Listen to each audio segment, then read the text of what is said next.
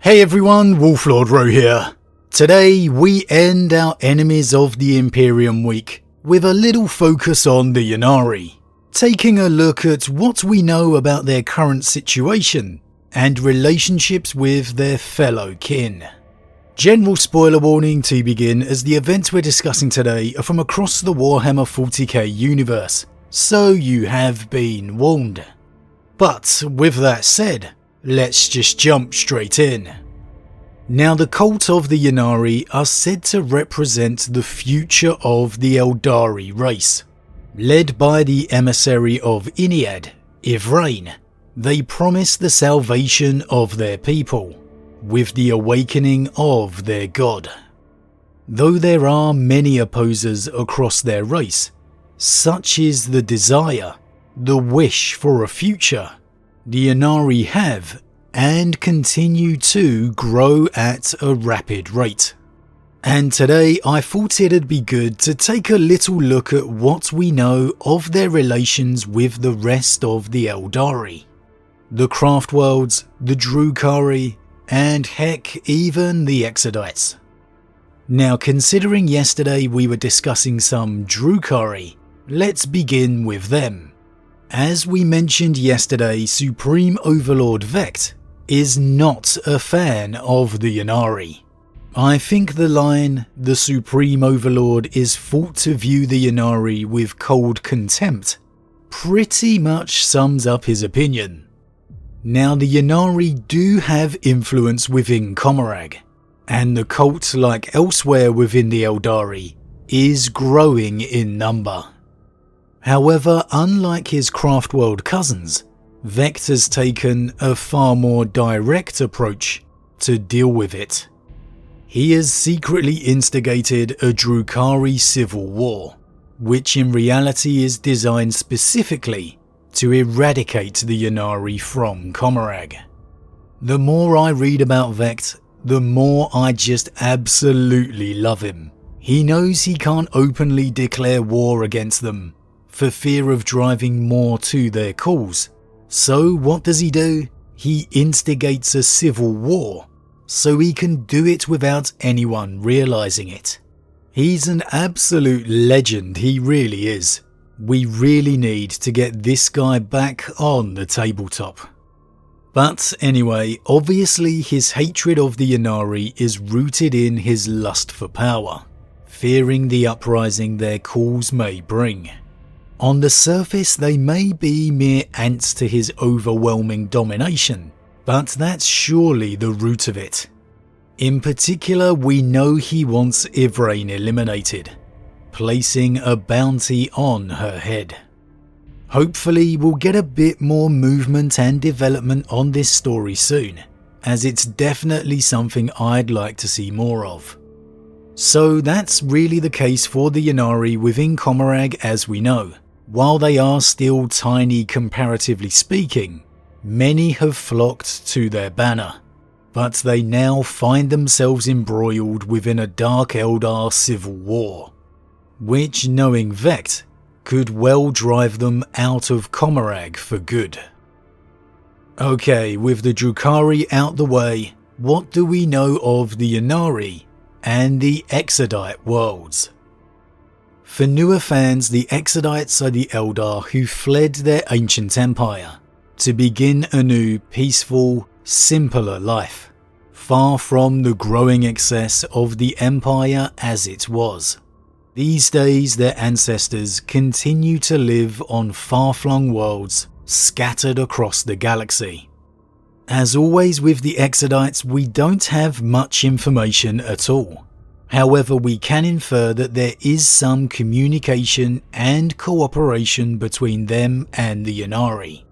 Back during the Psychic Awakening, Yvraine convened a council of her people, with representatives of all Aeldari walks of life, the major craft worlds, the Drukhari, some at least, and some representatives from Exodite worlds. So for all their disinterest in the affairs of their kin, it's clear the Exodites still have their voice. Now, this council did eventually lead to an ambush by Shalaxi Hellbane, who I think I might have referred to as Ynnari yesterday when I think back. But hey, that's what you get when you're playing too much Total Warhammer lately. But it's clear the Ynnari cause has reached the Exodite ears, and some of them at least are willing to listen. Fingers crossed for that Exodite dinosaur riding army sometime in the future. Anyone remember that Dino Riders cartoon when you was a kid? Now that would be awesome for the Exodites. Now how about the Harlequins? Well, as anything regarding the followers of the Laughing God, it's all a bit of a mystery. We don't and most likely never will know exactly what the Laughing God's motives are. One thing we can say for certain is that the Harlequins have been seen actively working with the Ynnari. They have gone to war by their side. But then that's no real surprise. The Harlequins assisted Vecht in faking his death and wiping out his enemies within Commorragh, asserting his dominance once and for all. They are equally as likely to appear alongside any Aeldari faction as another, so assisting the Ynnari is no real surprise. If Kegorak does truly still live within the webway, perhaps having another fellow Aeldari god back alongside him is something he'd quite like.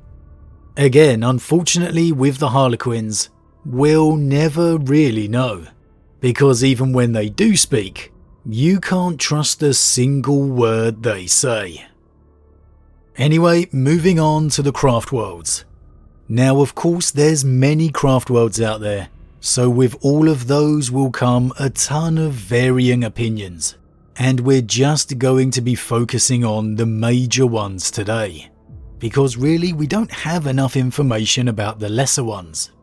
So let's begin with the one we perhaps know the most about in regards to the Ynnari, which is Craft World Eandon. Now Eandon has suffered more than any of the other major craft worlds, fighting back devastation after devastation. In the wake of Highfleet Kraken, the craft world is more akin to a graveyard than it is its former glory. And so with such a reliance on its wraiths, perhaps it's no surprise that Eandon is the most welcoming of all the major craft worlds to the Ynnari. The rise of the God of the Dead, the Spirit of the Dead, is obviously something that speaks to the people of this craft world particularly. And this relationship is one of the few we've been able to see firsthand within a novel. This one, the story Ghost Warrior by author Gav Thorpe. Here you get to witness Yvraine and the Ynnari arriving at Craft World Eandon. And for the most part it's a warm and welcoming occasion, with many thousands of the remaining population heading to the dock to greet them. And it's perhaps a good reminder that many of the Ynnari will be Aeldari from these former craft worlds. The Ynnari aren't this brand new race of people, they are Aeldari from all walks of life. So as much as their calls may cause issues with craft world leaderships, for the people of those craft worlds, it's often a chance to reunite with family members or old friends, even to make new ones. And I think that's a factor that gets too often forgotten when speaking of the Ynnari. Now for that particular quest we saw the Wraiths of Eandon agree to assist Yvraine with her journey. So I think it's safe to say the Ynnari do have a home within Eandon. Unless something drastic changes, they will always be welcomed there as a people. Now Craft World Ulthwé. Well, we know High Seer Eldrad Ulthran was integral to the rise of Yniad, so you might expect the relationship between Ulthwé and the Ynnari to be a good one. However, that's not quite the case. Ulthwé has been emotionally split due to the actions of Eldrad and the rise of the Ynnari into 3 separate camps. The first, and still the bulk of the craft world, remains under the leadership of its Seer Council, those who banished Eldrad for his actions. The second is the Exiles, who left to follow Eldrad upon his banishment, and who are obviously very closely tied to the Ynnari cause. And thirdly, you have those of the craft world who actively follow Ynnari. It's all a bit of a grey area, but we're told the Seer Council, and thus Ulfway, has cooperated as well as fought the Ynnari and Eldrad's exiles. So like so often with the Aeldari, there's plenty of turmoil in this relationship. Honestly, a fair bit of which most likely stems from Eldrad's actions over the millennia. So the Ynnari have most likely copped a pretty bad rep simply due to Eldrad's actions, dragging Ulfway into conflicts entirely through his own desires. As long as Eldrad stands in strong support of the Ynnari, it's a good bet that the Seer Council of Ulfway are always going to be wary. Next we move on to Craftworld Alatok. Alatok, I'm not too sure how you're supposed to pronounce this one. However, regardless, there's not too much written about the craft world when it comes to the Ynnari. However, there is a passage within the latest codex that gives us a bit more insight. And well, really it tells us that they've largely kept out of the discussion.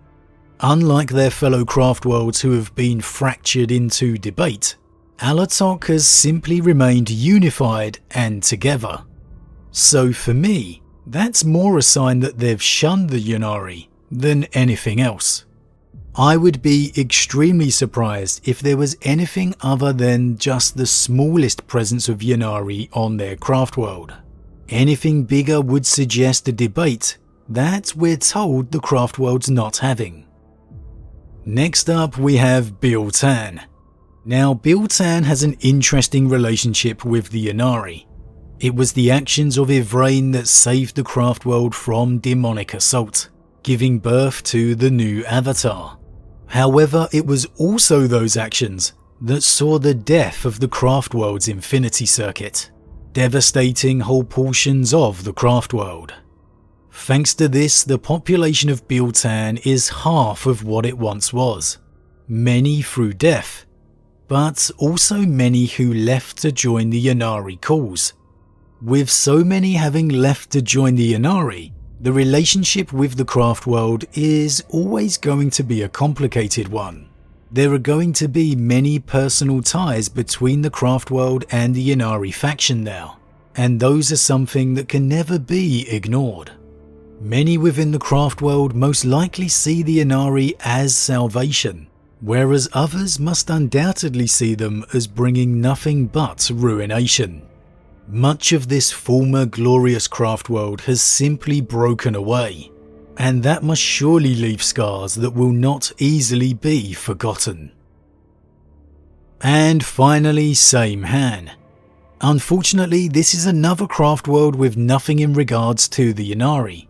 It's safe to assume there would undoubtedly be a conclave of Ynnari followers present, as we're not told the craft world opposes their cause en masse. However, given we're not told anything, it's safe to assume they aren't particularly notable supporters either. So Same-Han is likely a good representation of response to the Ynnari across all the craft worlds. Some support within the craft world, most likely growing, but for the most part still trying to figure out this new faction, waiting to see more before deciding either way. That's a particular aspect I would really like to see more of in regards to the minor craft worlds we know about. We've had teases and insights into the major craft world relationships, but how about more of the minor ones? How are they reacting to this new cult?